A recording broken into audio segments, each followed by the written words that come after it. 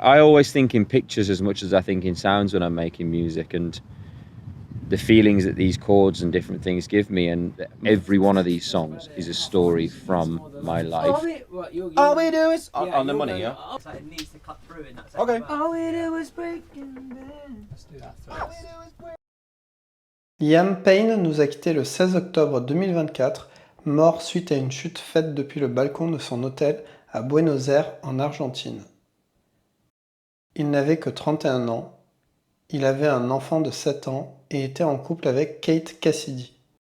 Une enquête est toujours en cours concernant les circonstances de sa mort.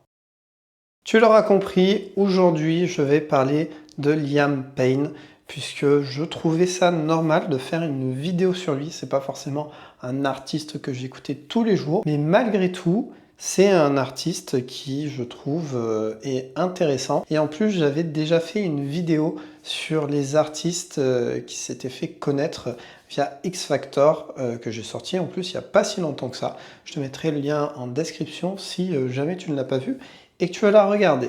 Bon, sinon, j'espère que tu vas bien. Merci d'avoir cliqué. Allez, on va se lancer directement dans le sujet. Ici, je vais un petit peu retracer son parcours. Alors, je vais pas faire le Wikipédia ou je ne sais quoi, mais on va voir un petit peu son passage chez les One Direction, son passage en artiste solo, et surtout parler de ce qui a amené à la fin de son histoire, à la fin de sa vie, puisque je pense qu'il y a des choses à dire. Liam va participer à X Factor en 2008. C'est une émission qui permet de découvrir de nouveaux talents. Malheureusement, il va se faire recaler, mais il va revenir 2 ans plus tard sur les conseils de Simon Cowell, qui est le créateur de cette émission et également le juge.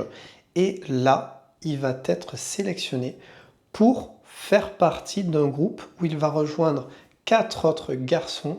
Et ce groupe, tu t'en doutes peut-être si tu connais Liam Payne, mais c'est les One Direction, 1D pour les intimes.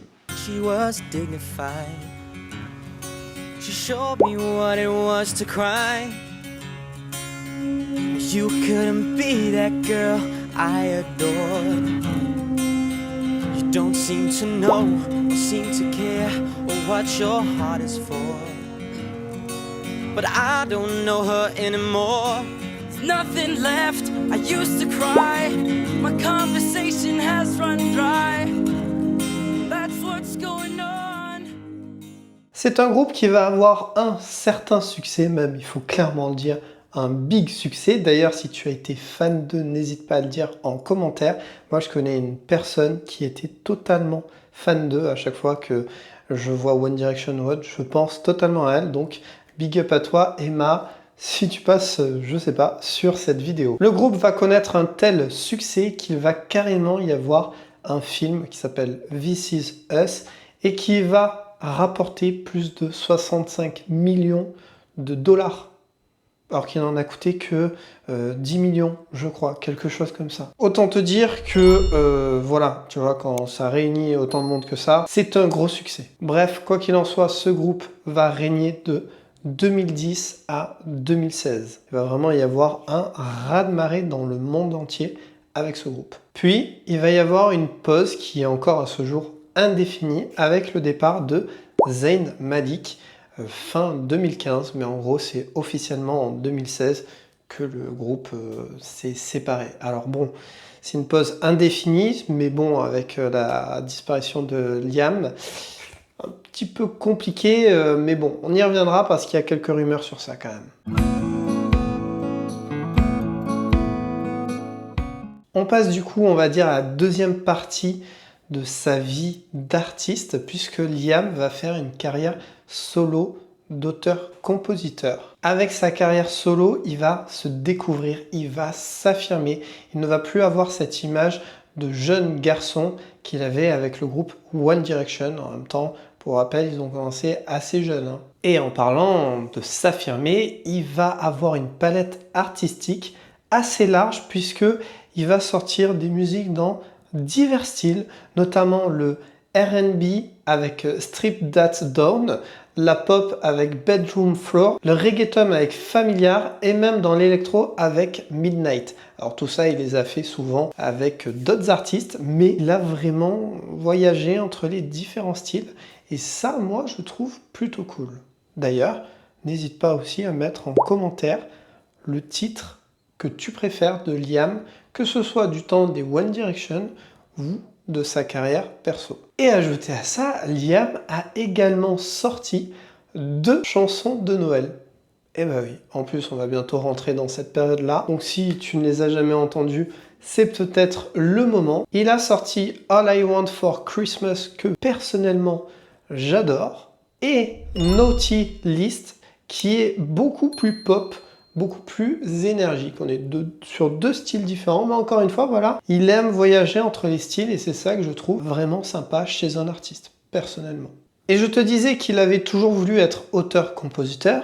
Il faut savoir que du temps de One Direction, il a écrit au total 33 chansons. Alors quand je dis écrit, il y a aussi de la coécriture ou de la co-composition, etc. Mais il y a 33 titres dans tout ce que les One D ont fait où il y a participé, ou totalement, ou avec d'autres personnes. Alors Liam n'a sorti qu'un seul album, qui est LP1, et d'ailleurs il y avait une suite qui aurait dû sortir, mais bon, qui malheureusement, je pense, ne verra jamais le jour. Alors, je dis je pense, parce que on n'est pas à l'abri, on voit des artistes disparus et des projets qui sortent quand même, parce qu'ils ont pu quand même avoir le temps de travailler dessus ou autre.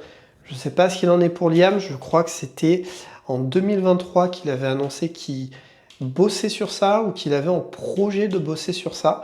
Donc, on peut peut-être se dire qu'il y a peut-être 1 ou 2 sons de près, mais je pense pas qu'il y ait un album, ou de quoi faire un album en tout cas.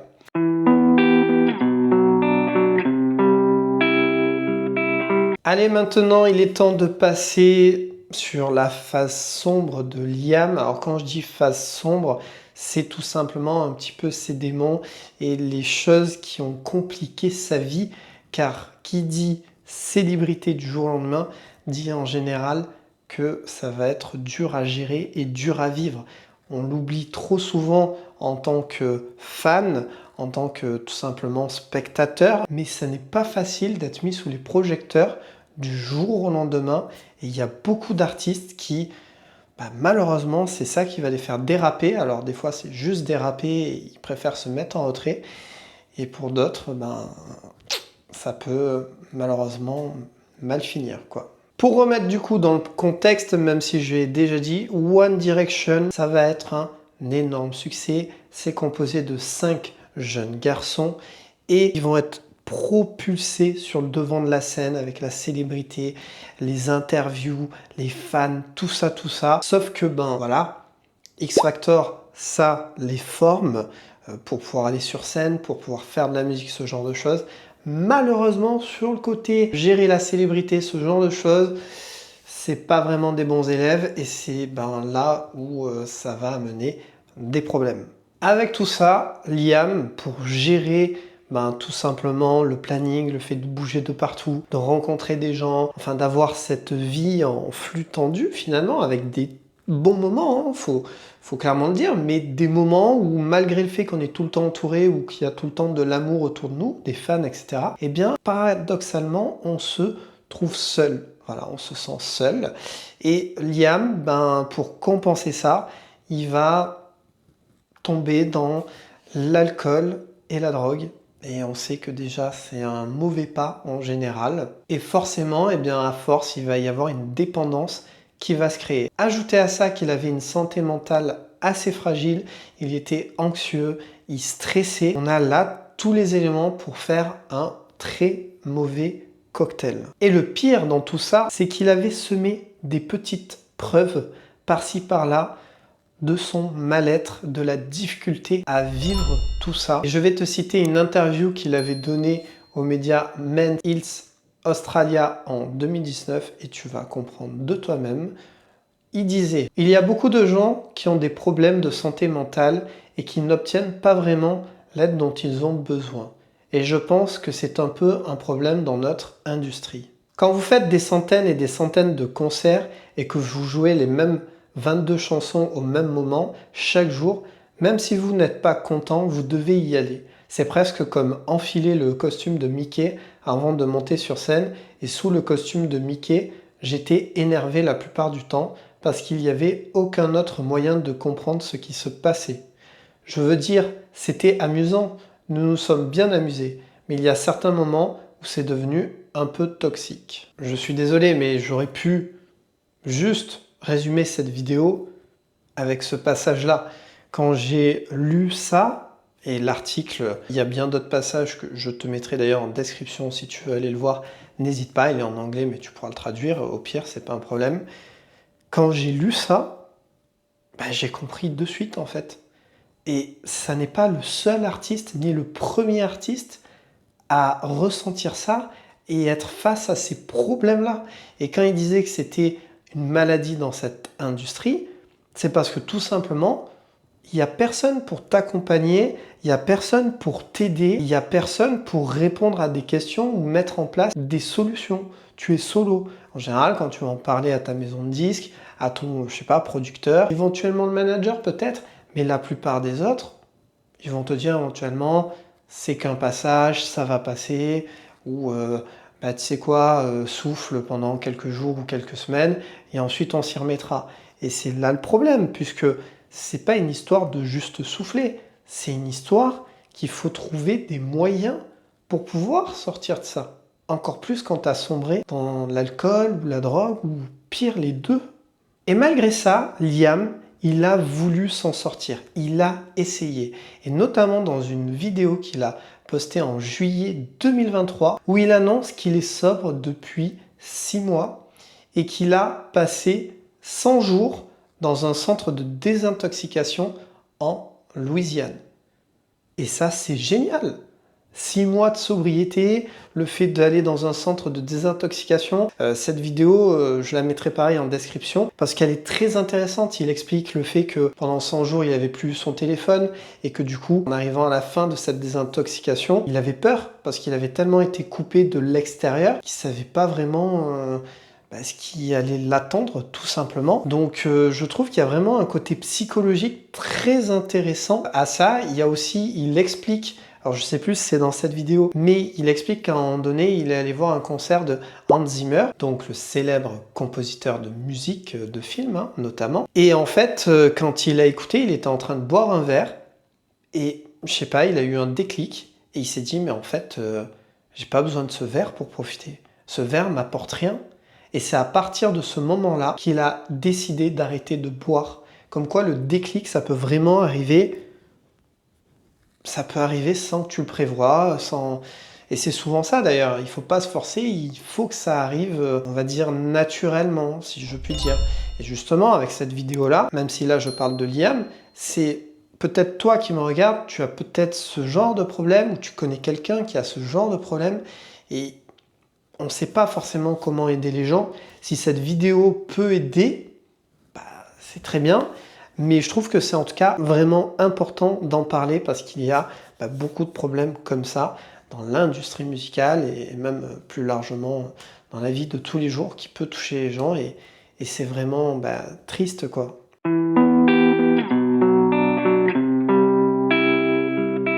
Concernant la mort de Liam, ou plus précisément les conditions de sa mort, comme je l'ai dit au début de la vidéo, il y a toujours une enquête en cours pour déterminer si c'est un suicide, un accident ou une autre piste, même si c'est sans doute l'une des deux que je viens de dire, très certainement. Il faut savoir en tout cas que plusieurs traumatismes internes ont été révélés à l'autopsie, plusieurs hémorragies internes et externes, et le test de toxicologie était positif et a révélé qu'il avait consommé de la drogue, notamment de la méthamphétamine, de la kétamine et de la MDMA. Et on appelle ce concentré la cocaïne rose. Alors, il n'y a pas de cocaïne en soi dedans, mais apparemment c'est ce mélange de drogue qui s'appelle comme ça. Je ne suis pas du tout un spécialiste.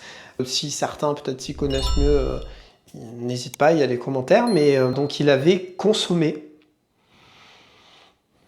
Et pourquoi, tu vois, c'est ces questions-là. Mais voilà, il avait donc consommé de la drogue avant que sa mort ne surviennent.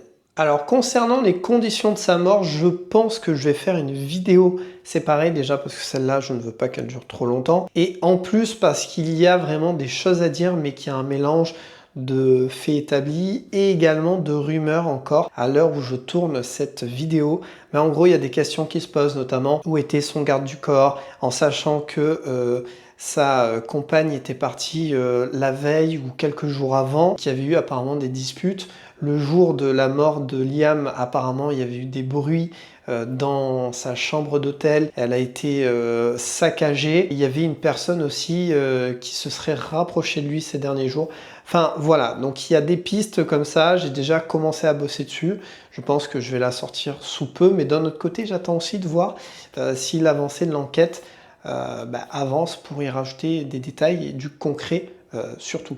Puisque c'est ce que je préfère, évidemment. Donc je ferai une vidéo sur ça. Là, c'est vraiment plus pour parler de choses concrètes et de ce qu'était Liam, tout simplement. Liam, ça n'a pas été le premier à mourir à cause d'une indifférence de l'artiste ou d'un mauvais entourage ou tout simplement du fait qu'il n'avait pas les armes pour gérer ce qu'il a vécu, ou peut-être que ça a été trop fort, trop rapide aussi, je ne sais pas. Mais ce cas me fait penser, bon, il y a Amy Winehouse notamment, même si c'est quand même différent, mais ça me fait penser à Avicii. Avicii qui était vraiment un très grand DJ producteur et qui malheureusement, il l'avait dit, il n'était pas fait pour la scène. C'était quelqu'un qui aurait pu rester dans l'ombre, qui aurait pu même toute sa vie faire de la musique sans être célèbre. Il s'en foutait.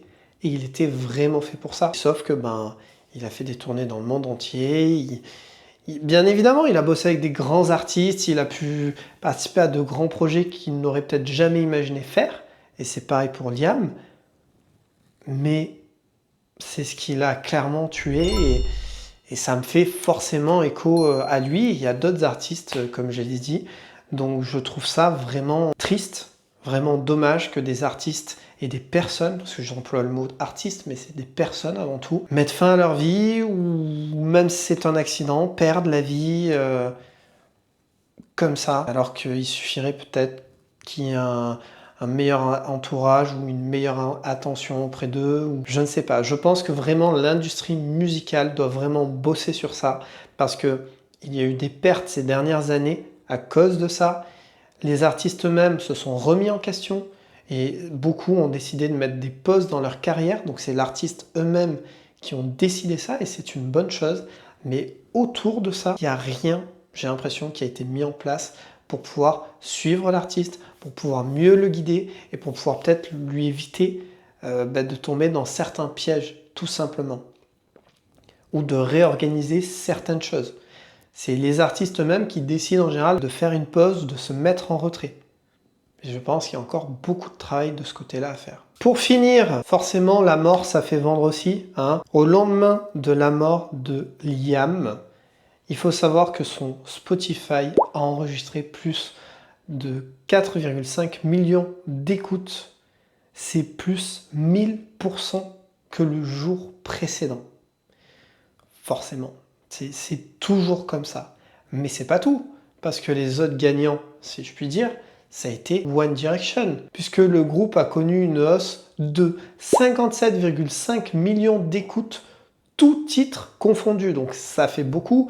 Mais pour rappel, One Direction a sorti plus d'un album et beaucoup plus de titres que Liam avec sa carrière solo. Mais pour te donner un ordre d'idée, la veille, le jour précédent, ils étaient à 11,5 millions d'écoutes.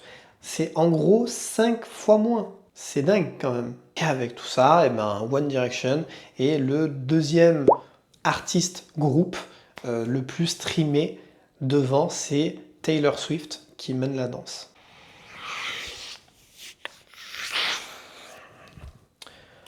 Voilà ce que je pouvais dire sur Liam. Je voulais pas faire une vidéo trop longue, trop chargée.